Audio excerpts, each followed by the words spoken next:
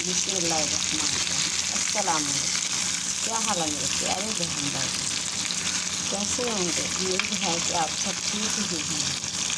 तो आज हम मुझे मगज़ बनाने जा रहे थे।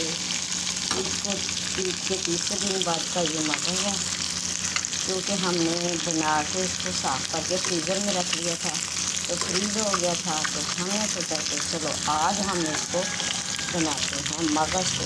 मगज़ ऐसे बनता है कि जैसे अंडा बनता है, माशाल्लाह बहुत अच्छे से बनता है, बहुत मज़ा आता है इसके खाने में।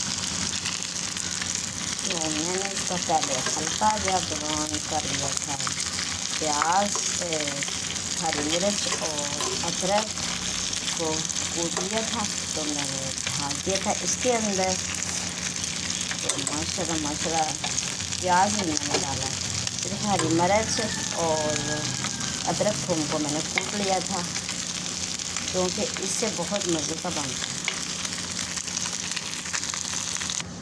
ये हमारा हो गया है रेडी, तो हम मिलते हैं डिश आउट के बाद। ये हमने बना लिया है मगज़।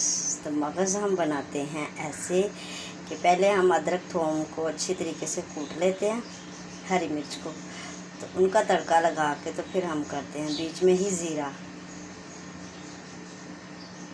तो इसी छोटी सी वीडियो के साथ हमें दो इजाज़त, हम करते हैं अल्लाह हाफ़िज़। मिलेंगे किसी और नए वीडियो के साथ। अल्लाह हाफ़िज़।